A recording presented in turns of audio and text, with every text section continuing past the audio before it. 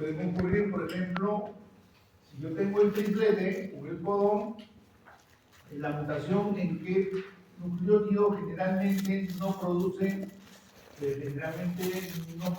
o no puede producir una mutación que afecte y que produzca una patología en el tercer nucleótido, ¿no es cierto?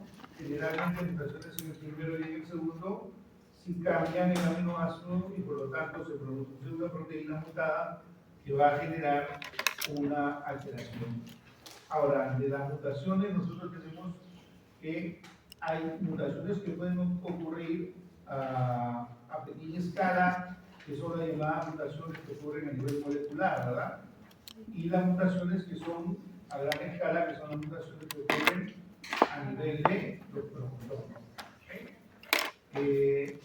De estas dos, o de estos dos tipos de mutaciones que ocurren, las que se consideran como una verdadera mutación son las mutaciones que ocurren a pequeña escala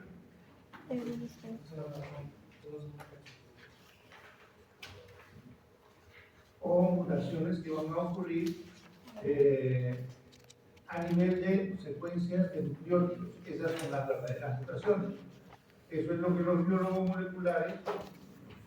moleculares consideran una verdadera mutación. ¿Por qué? Porque las mutaciones cromosómicas básicamente se estudian como alteraciones cromosómicas. Pero generalmente cuando ustedes tengan su cabecita que hablen de una mutación, su cabeza debe asociarlo a una mutación que ocurre a nivel molecular, ¿okay? A nivel de una secuencia de nucleótidos. ¿En dónde nos quedamos aquí o avanzamos un poco más? Avanzamos un poco, ¿no es cierto? Ya, como si tuviera suficiente para hacer la sensación. Entonces, de las mutaciones de tipo de las que nos interesan eran las mutaciones a nivel molecular.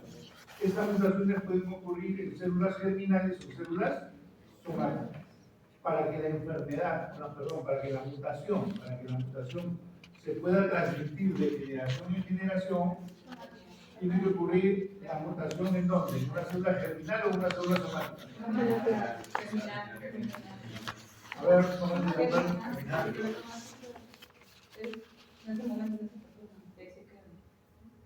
Claro, porque si se tiene que heredar de padres a hijos, de hijos a nietos, tiene que ser, claro, una célula germinal, porque nosotros fermentamos con espermatozoide y con óvulo, ¿verdad? No con una célula somática, ¿no? ¿Correcto? Entonces, en cambio, las mutaciones somáticas generalmente son mutaciones que pueden ocurrir en el transcurso de los procesos de división celular y proliferación celular y de que nuestro organismo utiliza mecanismos que eliminan células que no están funcionando bien por el proceso de apoptosis, generalmente se diluyen, excepto aquellas mutaciones que están asociadas con dos familias de genes. ¿Se acuerdan de esos genes? Nada que ver. Genes que regulan el proceso del ciclo celular. Protogenes o biotogenes. Los genes por el supresores. Entonces, cuando ocurren mutaciones en ellos, ¿qué va a generar? Crecimiento celular descontrolado, alterado, y termina eso generando ¿qué enfermedad? Entonces, la mayoría de los cánceres, el 95% de los cánceres, se originan de manera esporádica por mutación de tipo somática. ¿Okay? Solo el 5%, alrededor de los 5% de los cánceres son hereditarios. ¿Eso qué quiere decir? Que si mi papá ha tenido cáncer, yo necesariamente no voy a tener por qué tener cáncer, salvo que sea un cáncer de tipo hereditario. ¿Que son los más frecuentes o los menos frecuentes? Los menos. Que son los más raros. ¿Ah? ¿Okay? Entonces, eso es importante que lo tengan que ver. Ahora, las mutaciones o cambios que pueden ocurrir en la secuencia pueden ser espontáneas, ¿no es cierto? Un ejemplo de que una mutación puede ser espontánea. Vamos a ver.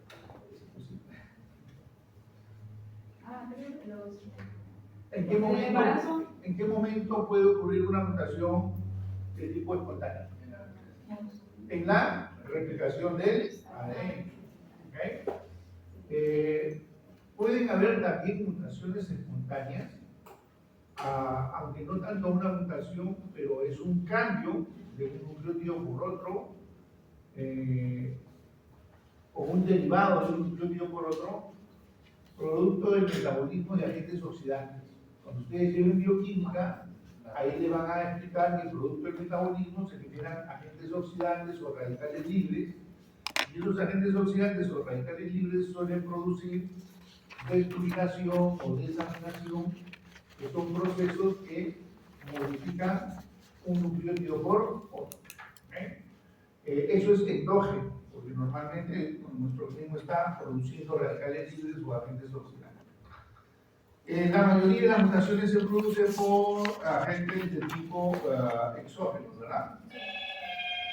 Ejemplo, físico-químicos o biológicos, ¿no? Físico puede ser las radiaciones, ¿no? Químico.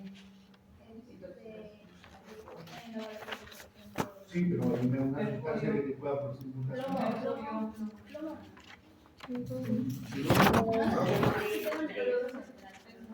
Pero el plomo produce intoxicación, pero no es producto de una mutación. El tris.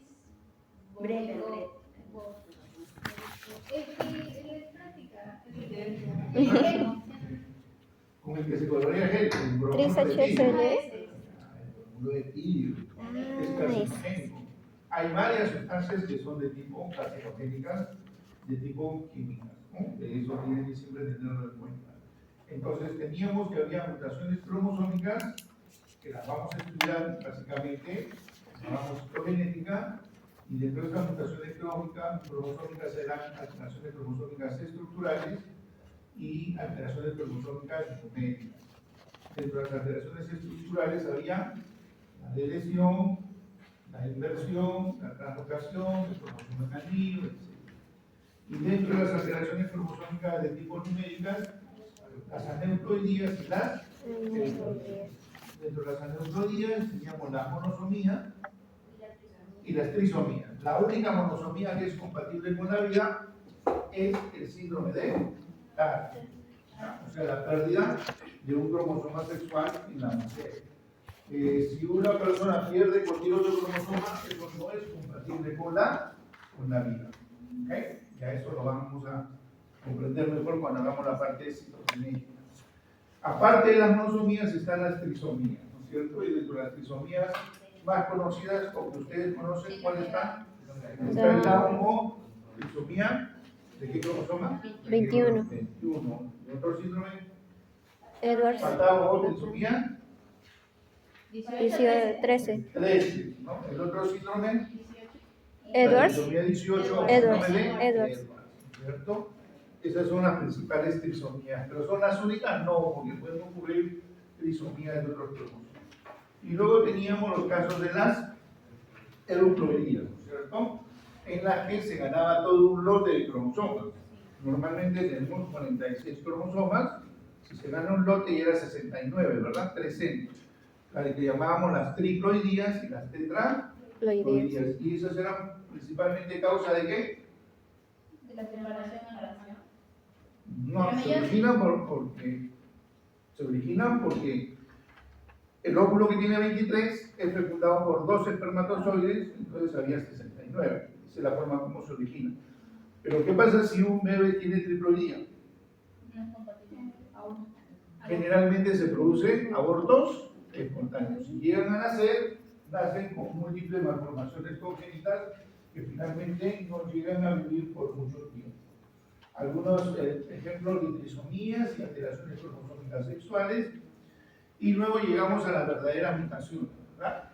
Las verdaderas mutaciones son mutaciones que ocurren a nivel molecular porque se produce un cambio en la estructura o en la secuencia del ADN. Esa es una verdadera mutación, ¿no?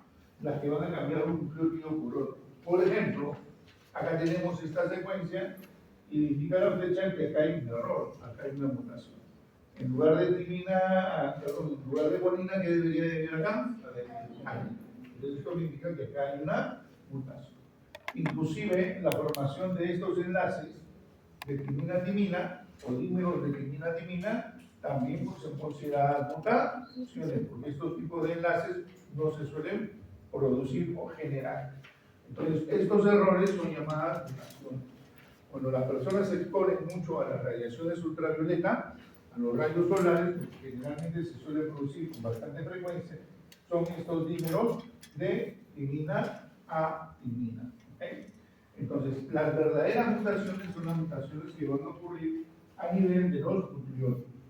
Ahora, son cambios entonces que ocurren en la secuencia de nucleótidos de un gen.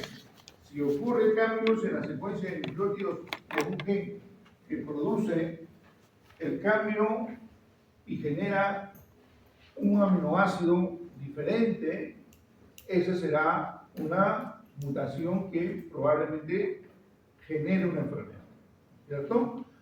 Pero vamos a ver, como hemos puesto en unos ejemplos, cuando se produce la mutación en la tercera base de un codón, muchas veces se produce el mismo aminoácido. Por lo tanto, la proteína sigue siendo igual. Y entonces no se produce una enfermedad. Entonces, no todas las mutaciones van a generar una enfermedad o una patología. Inclusive hay mutaciones que han ido produciéndose a lo largo del tiempo que han permitido que el ser humano se pueda adaptar, ¿no? Se pueda ir adaptando y pueda ir evolucionando, ¿correcto?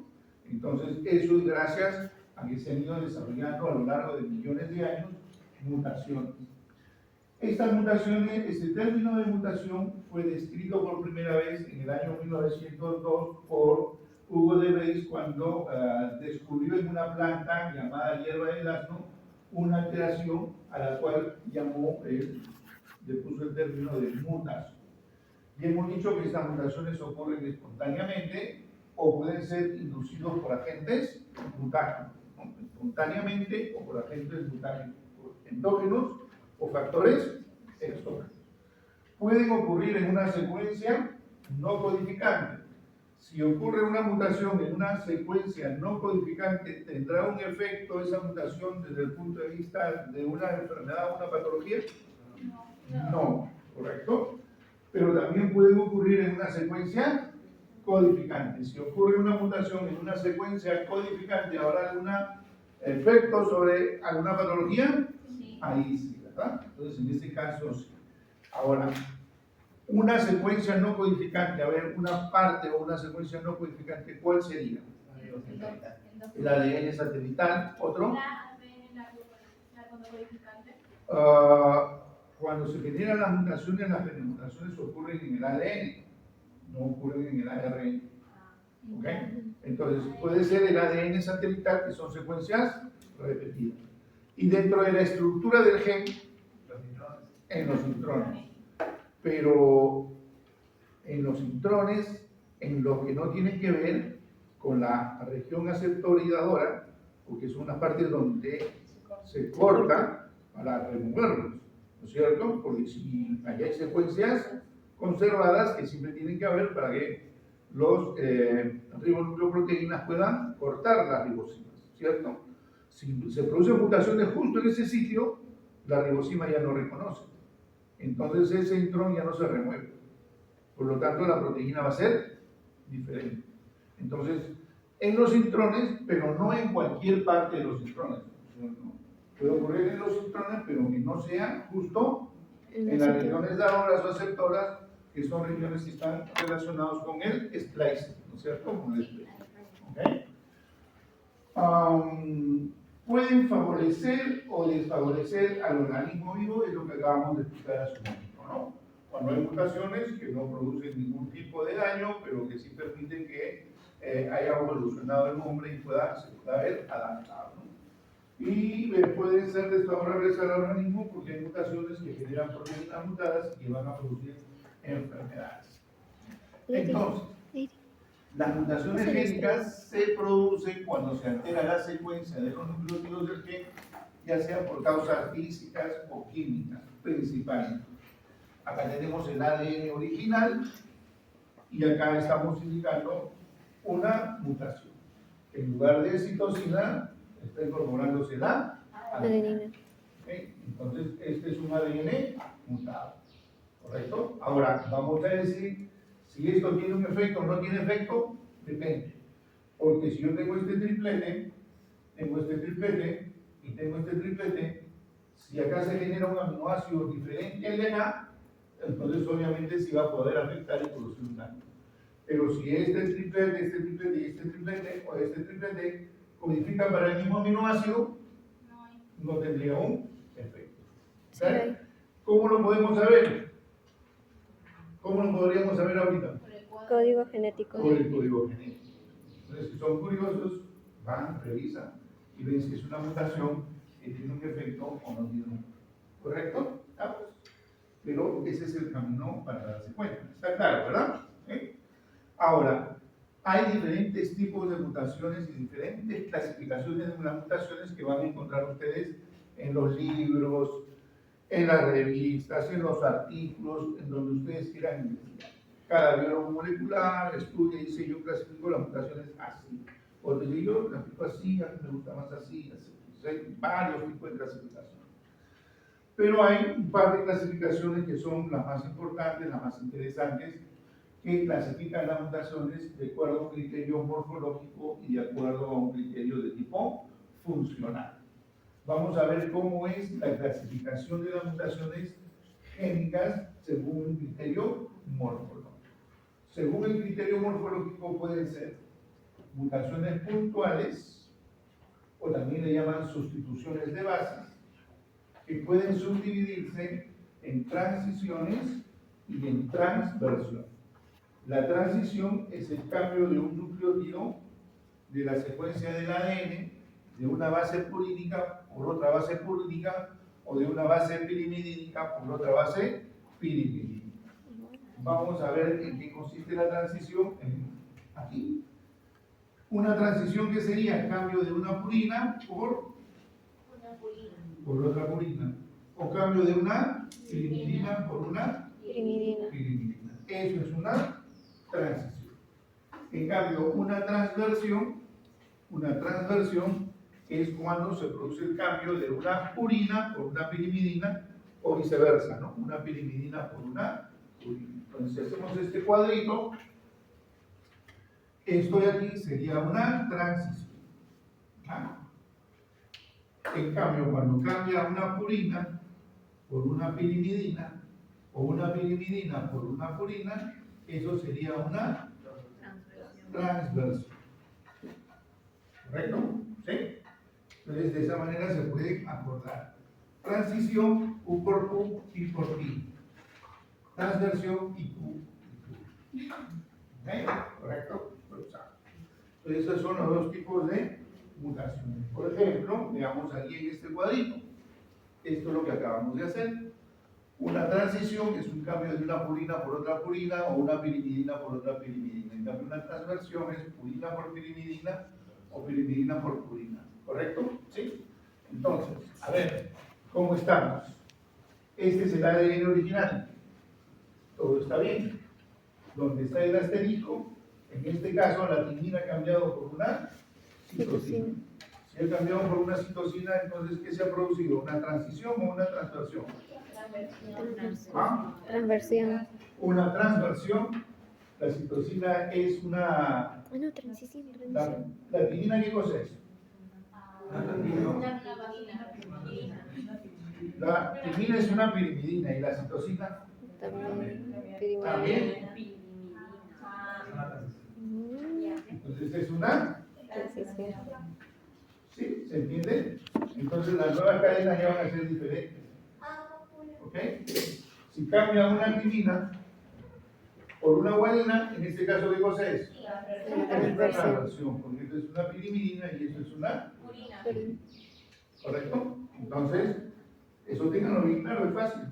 Pero si no se acuerdan de esas cosas tan sencillas, puede fallar en un dibujito en el examen. Indique usted transición, transversión, ambas cosas o sustitución de base. ¿Correcto? Entonces, así tiene que tenerlo bien claro. ¿Ah? El segundo tipo de mutación, según el criterio morfológico, son las mutaciones de cambio de fase. mutaciones de cambio de fase. Este tipo de mutación produce un corrimiento en el orden de lectura. Va a haber un corrimiento en el orden de lectura y pueden ser adiciones génicas cuando se introduce o se inserta un nucleótido en la secuencia del gen. Yo tengo la secuencia del gen, ¿no es cierto? Todo está por triplete SD, y si yo le meto un nucleótido aquí, todo lo que va a hacer de aquí para adelante, el triplete va a ser diferente. ¿Se entiende? Ahora lo vamos a ver en un gráfico. La deleción es lo mismo, porque yo tengo una secuencia, ¿sí? Todo se lee por tripletes, y si le quito un nucleótido, toda la secuencia cambia. Por eso se llama por cambio de fase, porque hay un corrimiento en el marco de lectura, cambia el marco de lectura, y son adición génica o una deleción. Veamos un ejemplo de una consecuencia de una adición que produce corrimiento en el orden de lectura. En la parte de arriba tenemos el ADN original, ¿sí? A partir del ADN se produce el ARN mensajero, que está de color rojo, que se traduce triplete por triplete, ¿sí? Y cuando se traduce triplete por triplete, codón por codón, se generan estos aminoácidos, ¿sí?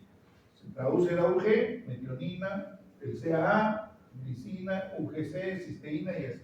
¿Estamos? Bien. Se genera una mutación por adición, significa que, por ejemplo, en este caso, entre la adenina y la citosina se ha metido otra adenina. Esta es una adición, ¿no es cierto? Se ha introducido una adenina. Entonces, este triplete sigue siendo el mismo, ¿sí? Este otro triplete sigue siendo el mismo. Pero este triplete ya cambió, porque ahora tengo uracilo, guanina, porque acá se ha metido. Entonces, este triplete que estamos viendo acá también ya cambió, ya no es el mismo. Y todo lo que viene en los tripletes de aquí cambia. Por lo tanto, la secuencia de los aminoácidos de este triplete sigue siendo igual, de este sigue siendo igual, pero del otro ya no. Y de los que siguen, tampoco. ¿Es una proteína original o una proteína mutada? Mutada. ¿Okay? Y eso es producido por una adición de un nucleótido. Se ha incorporado un nucleótido. Entonces, cambia todo. Los tripletes, ¿no? Hay un corrimiento en el marco de... ¿Entiende eso, verdad? ¿Sí? Veamos ahora el caso inverso, que es producto de una deleción, o sea, cuando hay una pérdida de una base. Entonces, cuando hay la deleción de una base, tenemos aquí la secuencia original que da origen a estos aminoácidos, ¿correcto? Entonces, si yo saco o se produce una mutación y se elimina la adenina, los tripletes iniciales siguen siendo lo mismo, ¿sí? Pero al sacar la adenina aquí, ya los tripletes van a cambiar. ¿Se entiende? ¿Correcto? Es como si ustedes tienen un número de orden. Tengo 20 alumnos, del 1 al 20. ¿Sí? Todos tienen el número 1, 2, 3, 4, 5, 6. Si yo saco al alumno número 5, siguen siendo 1, 2, 3, 4 los mismos. Pero el número 5 alcanza a salir, entonces el otro va a correr y el correr va a tener otro número, ¿cierto? ¿Okay? Es exactamente igual. ¿Okay? Si se pierde un nucleótido, los tripletes van a correr, porque los tripletes se leen siempre por 3, por 3 y por 3. Entonces hay un corrimiento en el marco de lectura al sacar yo una base y obviamente se genera un aminoácidos diferentes, una proteína mutada. ¿Está claro? ¿Sí? Esta proteína se seguirá traduciendo hasta que llegue un codón stop, ¿cierto? Porque ahí termina el proceso de la traducción. Ahora, la clasificación de las mutaciones desde el punto de vista funcional pueden ser silenciosas, sin sentido, de cambio de sentido, de elementos de control, de expansión, de repetición, de... Veamos uno por uno. Cuando hablamos de una mutación silenciosa, cuando no se observa ningún efecto en el fenotipo y no parecen ser influidas por la selección natural, corresponden a cambio de bases en regiones no codificantes que tampoco contienen secuencias de control. Entonces, ese sería un ejemplo de aquella mutación en la que cambia un nucleótido por otro, pero se genera el mismo aminoácido. Por lo tanto, la proteína no cambia. O que la mutación haya ocurrido en donde, en una secuencia no codificante. Por ejemplo, dijimos los electrones que no sean en las regiones dadoras o el ADN microsatelital, minisatelital, satelital en las secuencias altamente repetidas. Entonces, pueden ocurrir mutaciones en el ADN satelital, minisatelital, en la parte de los electrones, en el otro, y eso no genera nada. Porque al final, el producto de la mutación, como en este caso, tenemos ahí una mutación en la que cambia la actividad, tenemos aquí esta mutación, y se genera el mismo aminoácido. Entonces tenemos al final una proteína que tiene la misma secuencia de aminoácidos, por lo tanto, eso sería una mutación de tipo silenciosa. ¿Ok? Mutaciones silenciosas. ¿Correcto? Las mutaciones sin sentido corresponde al cambio de una base que convierte un triplete codificante en uno sin sentido que al ser reconocido por factores determinantes produce la cesación de la cadena polipeptídica en ese nivel. O sea, se cambia un nucleótido y se genera un codón de parada, un codón de stop. ¿Correcto? Si yo cambio, por ejemplo, acá tenemos el ADN original, tenemos el ARN y tenemos la proteína con todos estos aminoácidos. ¿Okay?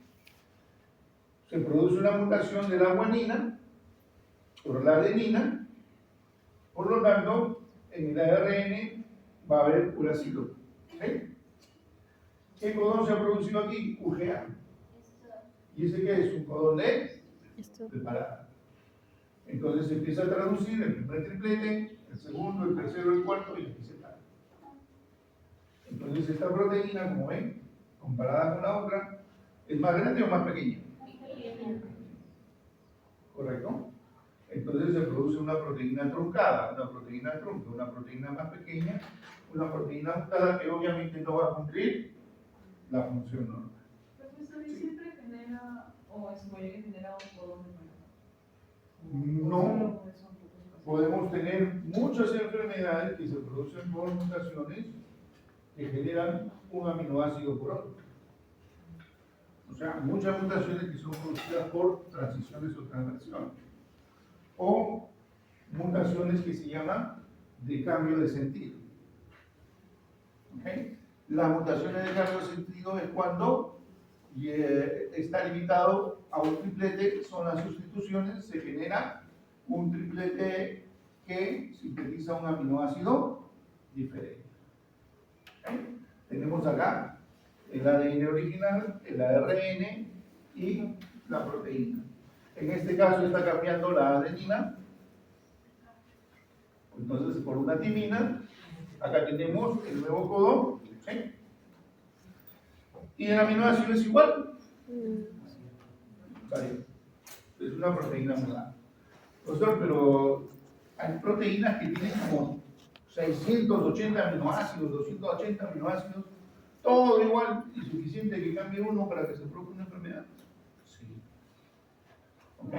Entonces, las enfermedades se pueden producir debido a estas mutaciones, por ejemplo, de cambio de sentido o las mutaciones que producen un codón de parada, una transición, una transversión.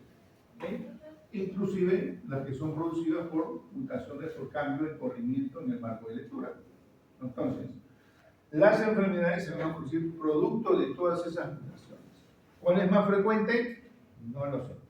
Tendríamos que empezar a revisar las más de 17.000 enfermedades que ocurren en el ser humano producto de una mutación a nivel de un gen y ver qué tipo de mutación es en la que se produce en cada tipo de enfermedad, ¿no?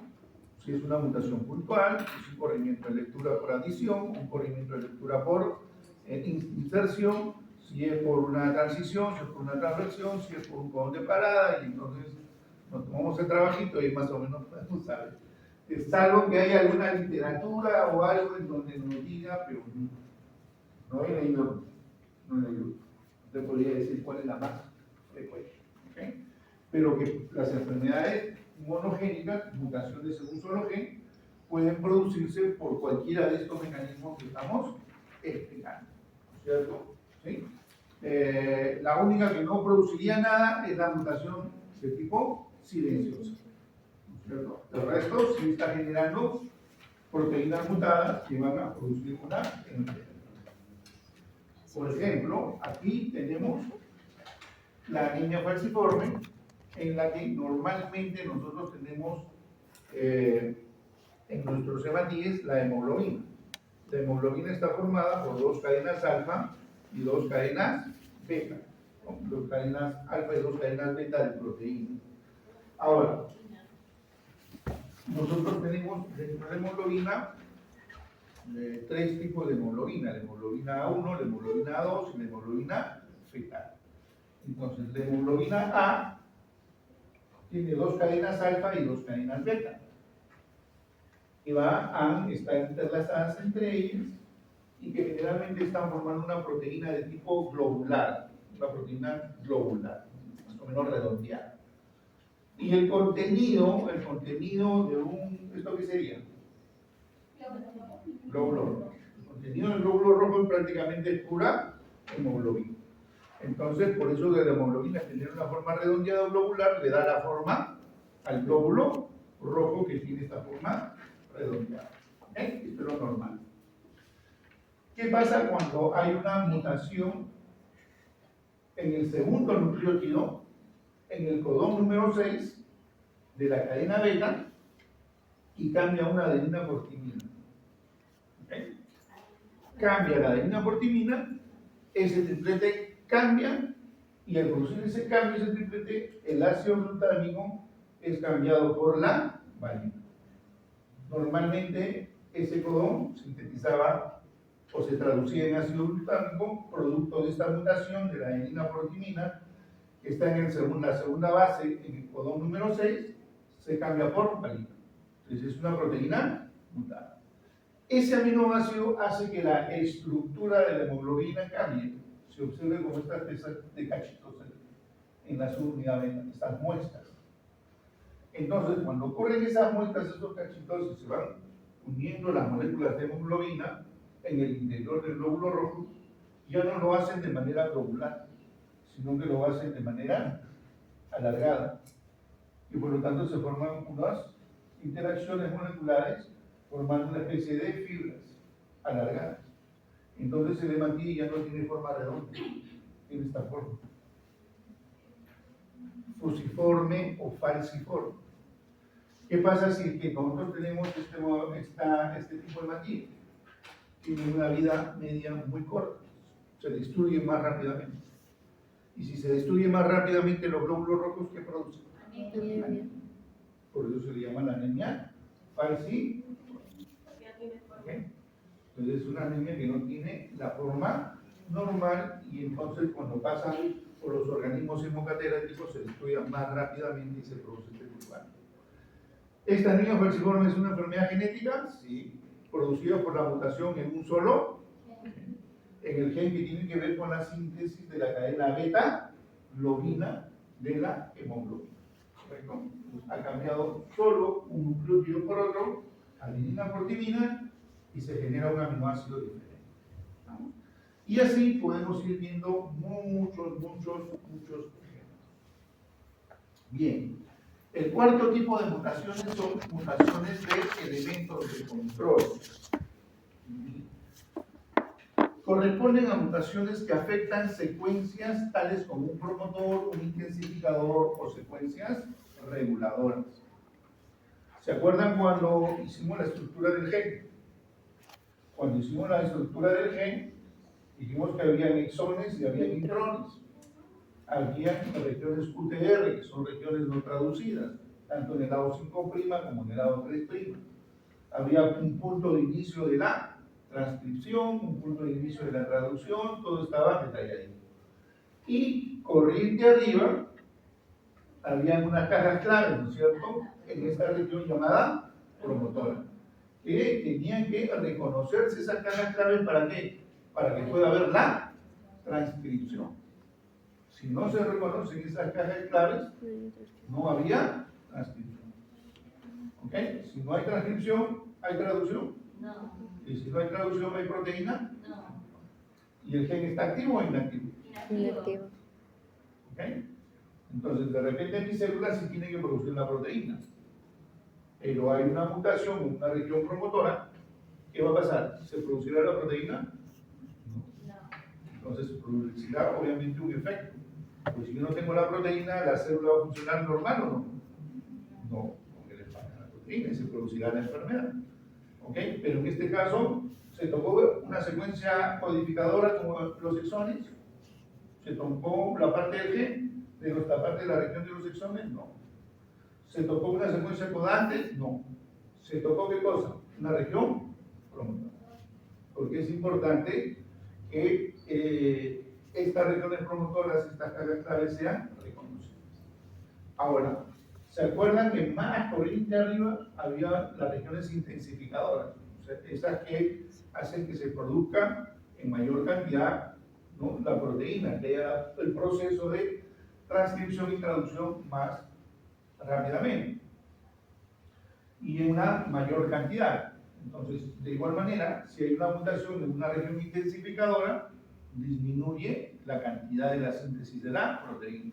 Se produce sí, pero no en la cantidad suficiente que requiere nuestro organismo. Y muchas veces también por eso se puede generar una enfermedad. Entonces, no solamente ocurren enfermedades monogénicas por mutaciones que ocurren en secuencias codificadoras, sino también pueden ocurrir por mutaciones en secuencias reguladoras. Por ejemplo, mutaciones en la región promotora, en la región intensificadora, etcétera. ¿Está claro? ¿Sí? Bien. Y en quinto lugar tenemos las mutaciones de expansión, de replicación de tripletes. Este tipo de mutación sé que ha sido reconocido recientemente, pero eso no es cierto, porque eso ya estamos hablando del siglo pasado y el siglo pasado no es reciente. Ya hemos pasado 20 y tantos años. Entonces esto es algo que ya se conoce desde hace más de 30 o 40 años, pero es un tipo de mutación que está asociado con varias enfermedades de tipo hereditarias, especialmente con un tipo de herencia autosómico dominante o herencia de tipo dominante, como vamos a ver más adelante, y generan un gran número de enfermedades como el colega de Huntington, la distrofia muscular, las atraxias de Friedrich, el síndrome de X frágil, etcétera, etcétera. Y eso se produce por una expansión en el número de los tripletes. ¿Okay? ¿Se acuerdan que nosotros hicimos una clase sobre organización del genoma? Y ahí habíamos visto secuencias repetidas, ¿no es cierto? Y esas secuencias repetidas podían ser grandes y se llamaba ese un ADN satelital, ¿se acuerdan? Si las secuencias no eran tan grandes, ¿en qué tipo de ADN? Y si las secuencias eran pequeñitas, este ADN microsatelital podían ser repeticiones de 2 pares de bases, repeticiones de 3 pares de bases, ¿no es cierto? O sea, pueden ser repeticiones, por ejemplo, de adenina, timina, adenina, timina, adenina, timina, o repeticiones de citosina, adenina, guanina, citosina, adenina, guanina, citosina, adenina, guanina. Y así se repiten un montón de veces. Aquí se están repitiendo 2 pares, perdón, sí, 2 pares de bases, y acá se están repitiendo 3 pares de bases, ¿no? ¿Sí? Entonces, estas repeticiones, citosina, adenina, guanina, y así vamos a tener una gran cantidad de repeticiones, pero de 3. También pueden ser de 4 pares de bases. Por ejemplo, A, D, E, D, A, y la primera A, D, D, A, D, A, y así sucesivamente, ¿no? Acá se está repitiendo cuando 4, 4, 4 y acá 3, 3, 3 y acá 2, 2, 2. Estos son lo que vendría a ser el ADN microsatelital. Y estas repeticiones están distribuidas en todo nuestro genoma. ¿Sí? Entonces se ha visto que esas repeticiones, ¿no? Esas repeticiones, para el caso de algunos genes, pueden estar localizados dentro del intrón, pueden estar localizados dentro del exón, o pueden estar localizados también en la región promotora. O sea, pueden estar dentro de la estructura del gen intragénicas o pueden ser extragénicas. Pero ¿qué es lo interesante con esto? Que el número de repeticiones que nosotros tenemos normalmente es un número determinado para cada tipo de triplete asociado con un determinado tipo de gen. Por ejemplo, en el caso de el cromosoma X, en su brazo largo, en la región 2, en la banda 7, subbanda 3, aquí en esta región, hay un gen. Este gen es el gen que tiene que ver con la síntesis de una proteína que se llama FNRP1.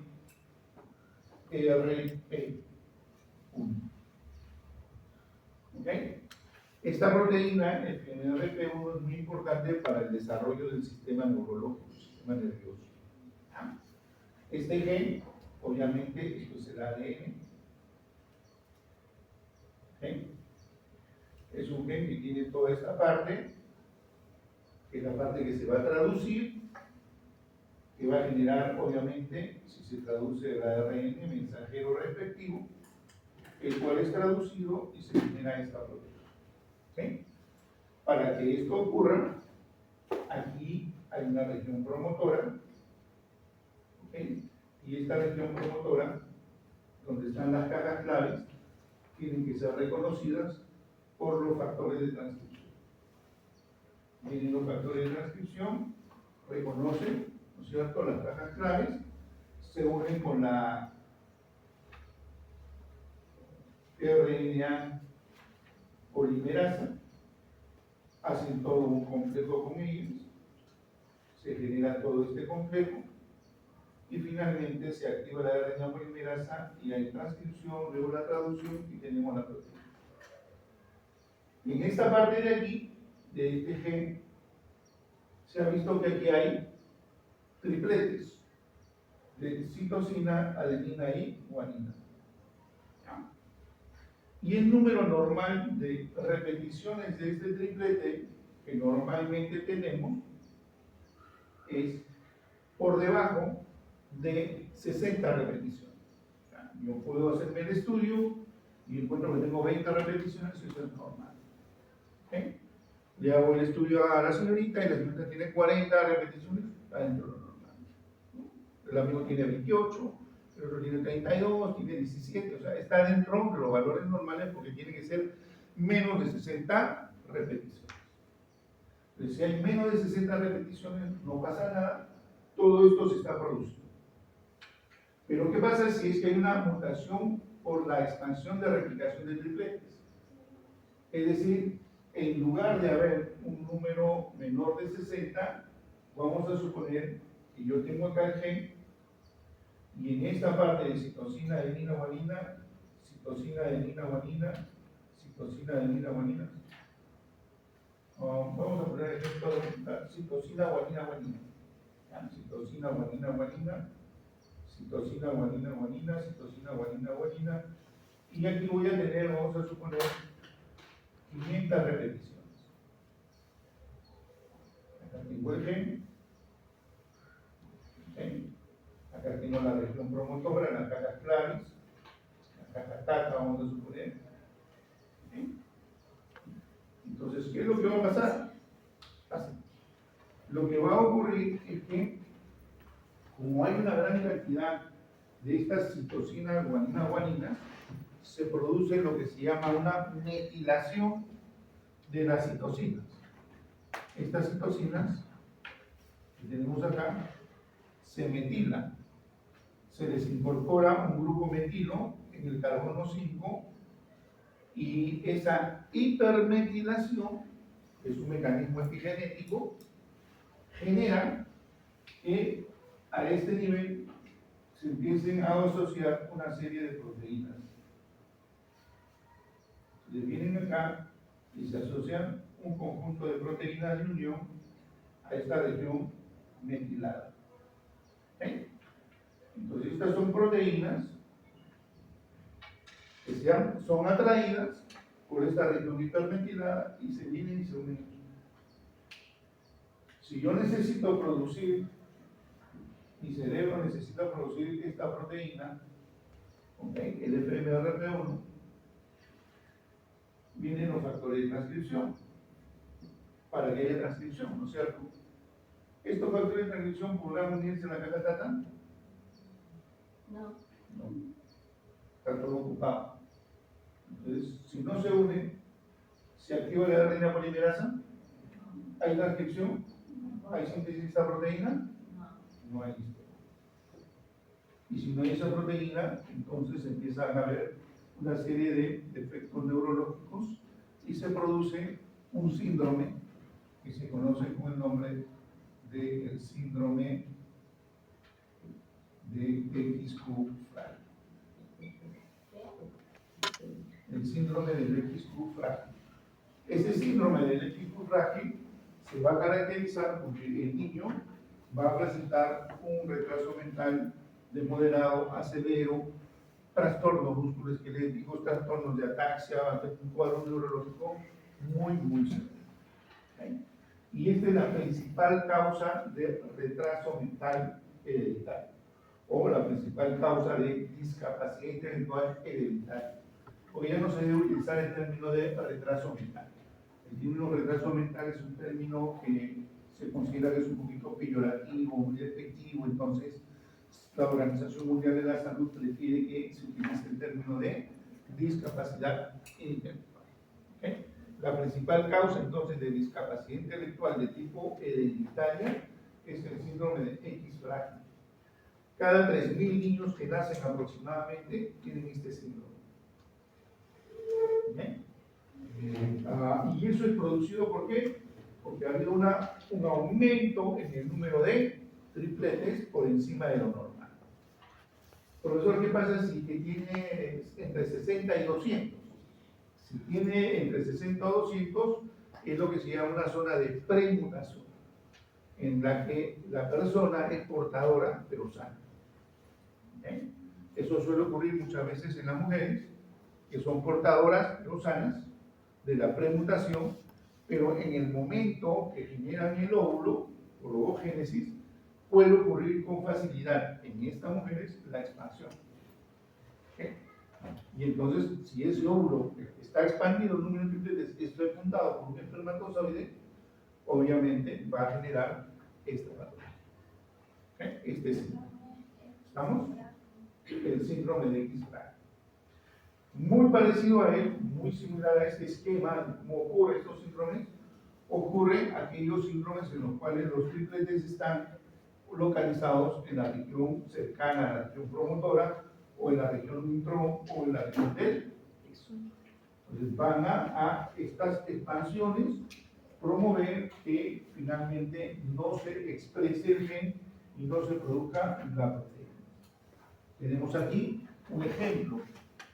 En el caso del síndrome de Fraxa, que es el que hemos descrito, está muy cercano a lo que es la región promotora, y el triplete que se repite es CGG.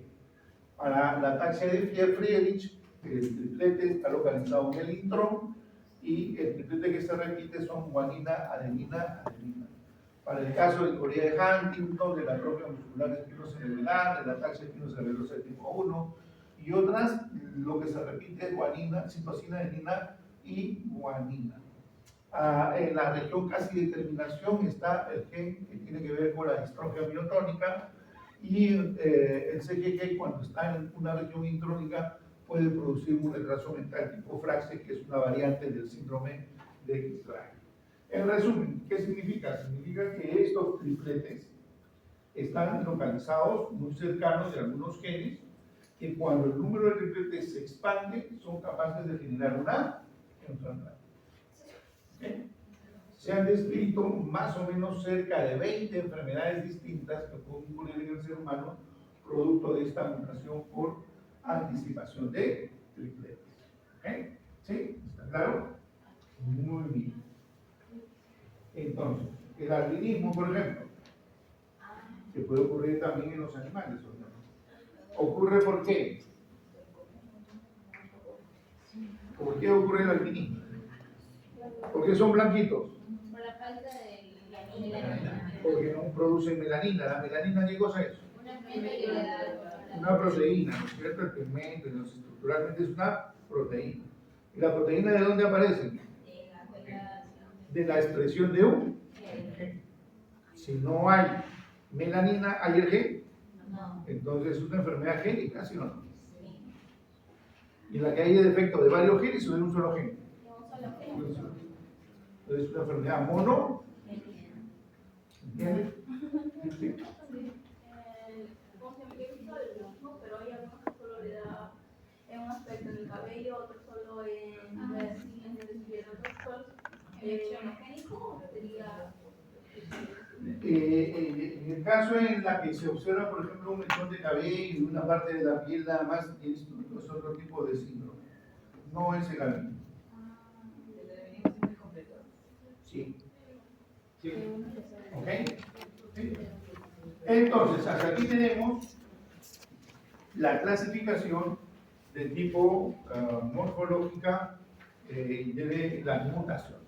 ¿Cómo se clasifican las mutaciones? De acuerdo a un determinado criterio, y hemos visto varios tipos de mutaciones. Ya sabemos que toda aquella mutación que hace que el gen no se exprese o que se produzca una proteína normal o que ya no se produzca la proteína va a estar generalmente relacionado con algún tipo de enfermedad. Y las manifestaciones clínicas que va a tener va a ser referida a la función que tenía el gen, ¿no es cierto? ¿Sí? ¿Ok? Por ejemplo, hace un momento hemos puesto un ejemplo de un caso de albinismo. En el caso del albinismo, su corazón de un niño con albinismo es normal, sus pulmones son normales, todo su sistema es normal. Su defecto está relacionado solo con ¿qué? Con una pigmentación, ¿cierto? ¿Sí? O sea, sus manifestaciones clínicas están relacionadas con la función que tiene. Hay otras formas como se clasifican las mutaciones y se habla, por ejemplo, de mutaciones puntuales. Las mutaciones puntuales afectan solo un par de bases. Cuando uno habla de una mutación puntual, estamos refiriéndonos a aquella mutación en la que solo se está afectando un par de bases. ¿Okay? Y pueden ser mutaciones estables, lo que se llama una sustitución, o puede ser inestable, lo que es una deleción o una inserción. Cuando hablamos de una sustitución, es de un cambio de una base por otra y genera un aminoácido diferente. Deleción es cuando se sale una base, inserción es cuando se introduce una base. También lo que es lo mismo, solo que hay un caprichoso que escuchó clasificarlo así, inestables y inestables. Entonces, bueno, es su forma. Los estables son las sustituciones. Es el reemplazo de un nucleótido simple por otro. Puede ser una transición, puede ser una transversión. Estamos repitiendo, ¿verdad? ¿Sí? Estamos repitiendo. No que alguno por ahí trasnochado y puede hacer mi clasificación y dijo de las inestables. ¿Cuáles son las inestables? De lesión e inserción, ¿no es cierto? La lesión y la inserción lo hemos visto como mutaciones de cambio de lectura. ¿Ah?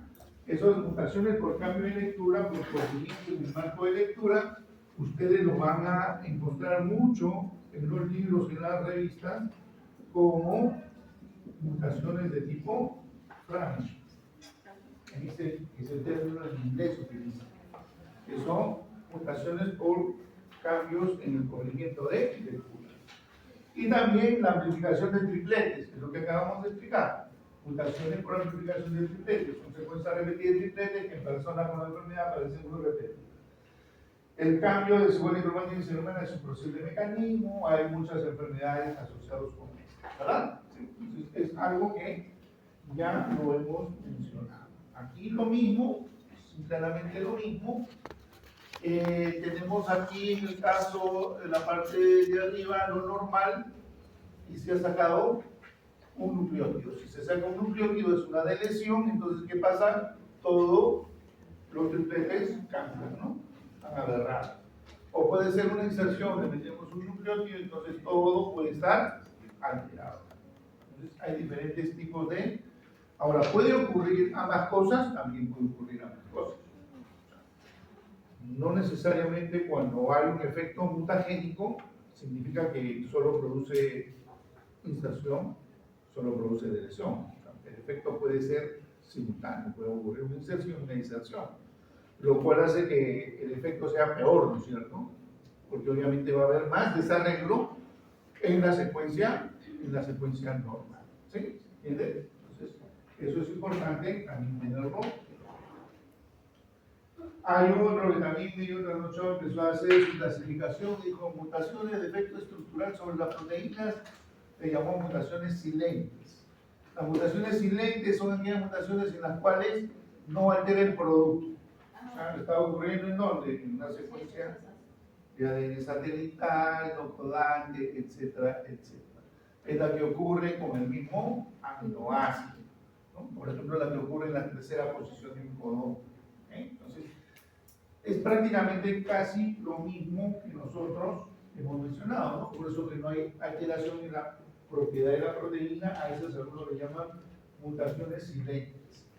Y el otro dice, no, mutaciones no silentes. ¿No? Las mutaciones no silentes obviamente conducen a la alteración del polipéptido que se codifica, ¿no? O sea, se genera una proteína diferente. Y él dice que puede ocurrir de dos maneras, mutación con sentido equivocado y mutación sin sentido, ¿no? La mutación sin sentido era el codón de parada, y el sentido equivocado es cuando es un aminoácido por otro. Es lo mismo, solo que están diciendo que son silentes y no silentes. El otro dice era estable y no estable, y el otro dice morfológico y fisiológico. Entonces todo depende de cómo ustedes quieran estudiar las mutaciones, pero al final lo importante es el significado que tiene cada una de ellas. ¿Está claro? ¿Sí?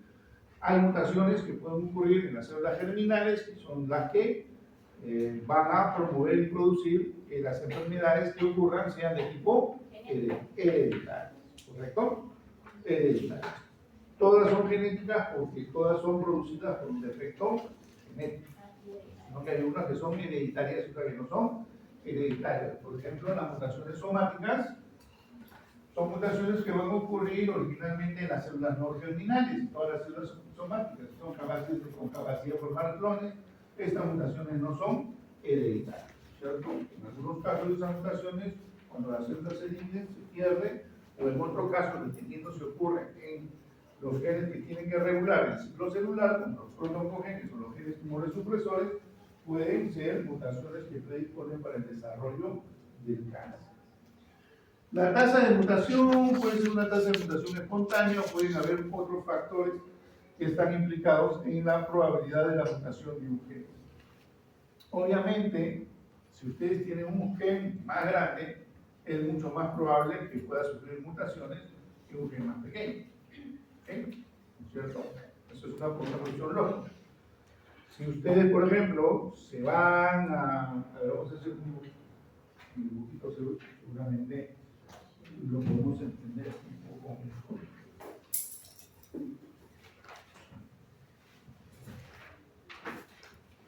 Ustedes tienen su célula acá, tienen el núcleo aquí y tienen todo el ADN, ¿cierto? ¿Okay? Este es el 100% del ADN. Pregunta, ¿qué porcentaje del ADN es secuencia codante? Que tiene que ver con genes estructurales. No, por ciento. Muchas gracias. Solo el 2%. Entonces, si todo este es el 100%, ¿no? Por aquí tendríamos un poquito de gen, por aquí tenemos un poquito de gen, otro gen por aquí, o sea, salpicaditos, ¿no es cierto? ¿Sí? Todo el resto negro es secuencia no codante, ¿no? O sea, ADN que es ADN repetido, secuencia no codante que no tiene que ver. Eso significa que si ocurre una mutación aquí, ¿habrá un efecto? No, pero si ocurre aquí, Sí. Sí, ¿no es cierto? Ahora, yo tengo este gen de este tamaño, este gen de este tamaño, tengo un gen que está por aquí de este tamaño, ¿no es cierto? Este gen obviamente es un gen muchísimo más grande. ¿Sí? El tamaño de los genes todos, no todos son iguales, no son más grandes. Entonces yo tengo por acá el astrorey, que está emitiendo radiaciones ultravioletas. Esta radiaciones ultravioleta que está emitiendo, obviamente es más fácil que le choque a un gen chiquitito o a un ser más grande. A eso se refiere. Aquí dice dependiendo del tamaño génico. O sea, un gen más grande, ¿no?, es más probable que sufra mutaciones que un gen más pequeño. ¿Sí? Por otro lado, durante la replicación del ADN, las fallas pueden ocurrir más en algo más grande que en algo más pequeño. Entonces, la probabilidad de que haya mutaciones va a depender del tamaño, del tipo de secuencia de bases. ¿Por qué del tipo de secuencia de bases? Nosotros tenemos una secuencia de nucleótidos en donde yo voy a tener adenina, timina, adenina, timina, adenina, timina, guanina, citosina, guanina, citosina, guanina, citosina, citosina. ¿Qué región es mucho más fácil que se pueda romper los enlaces o se puedan destruir los enlaces o puedan haber cambios? ¿Adenina, timina o acá? Acá, ¿no es cierto? Porque acá solamente hay dos y aquí hay. Depende entonces también de la secuencia de bases, ¿se entiende, verdad? Depende del número y extensión de intrones de cada gen, ¿sí? También depende del número de intrones, ¿correcto? ¿Tienen la idea de eso? No. Puro dibujito tiene que ser. A ver, ustedes tienen aquí este gen, ¿correcto? Tenemos acá exón, acá hay intrón, acá hay otro exón, acá hay otro intrón, ¿correcto? Acá hay otro exón, acá hay un intrón, esta parte también es otro intrón, esta parte también es un exón. Y yo tengo acá un gen chiquitito, que tiene exón acá, un intrón pequeño y otro exón. ¿Correcto? ¿Sí? Entonces, vamos a hacer un poquito más. Acá también esta parte es exón y esta parte es intrón. Entonces, acá dice, depende del número y extensión de intrones de cada gen. O sea, ¿qué significa? Significa que este gen es grande, que tiene un montón de intrones, por lo tanto, la probabilidad de que ocurra una mutación en los exones es muchísimo, o en los intrones, perdón, va a ser muchísimo mayor que en este caso. ¿Sí? Por lo tanto, este va a tener mayor posibilidades de que ocurran mutaciones en los exones y se produzca una enfermedad. En cambio, en este no.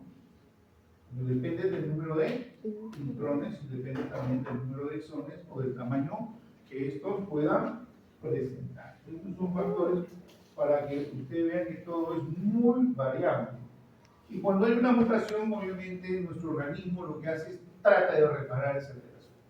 Tenemos mecanismos de reparación que cuando nuestras células se dan cuenta que aquí está algo alterado, busca reparar ese daño.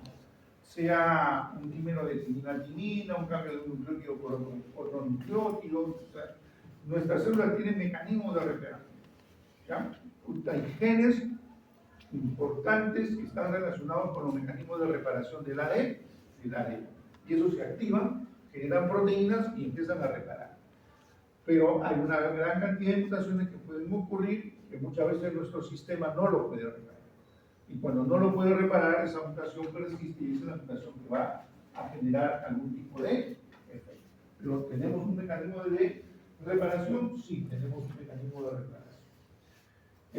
Nosotros todo el tiempo estamos expuestos a agentes mutágenos que pueden producir diferentes tipos de daños en el ADN. ¿Okay? Y todos estos tipos que pueden ocurrir en el daño en el ADN son mutaciones que ocurren al azar. Al azar. ¿Okay? Entonces, puede ser que una persona esté expuesta a agentes mutágenos recientemente y tenga la mutación justo en un gen importante que genere algún tipo de patología. ¿Ok? O puede ser una persona que está expuesta a ese agente mutágeno toda la vida y nunca le ha pasado nada. No es que no le haya pasado nada, de repente ocurrió mutaciones, pero la mutación que ocurrió en esta persona ha sido de repente en la región no lechera, lechera, como decimos, lechero, como decimos. ¿Ok? ¿Estamos? Entonces eso puede ocurrir. Y eso es un poco la explicación que muchas veces ocurre, ¿no? La gente a veces dice, no, yo voy a la playa y me echo mi Coca-Cola y me quedo todo el día conociendo. Nunca me ha pasado nada. Entonces, otros usa bloqueadores, entonces sí, un fin de semana y mira, ya me salió como un lunar y me dicen probablemente es un melanoma. Entonces, obviamente, como todo es al azar, obviamente eso ocurre así. Ocurre así. Todas son cosas, estas mutaciones ocurren al azar. Salvo aquellas mutaciones que son heredadas, y las mutaciones que son heredadas no son al azar, las están transmitiendo de padre a hijo, ¿no? A través de la línea germinal. Entonces, hasta aquí alguna preguntación.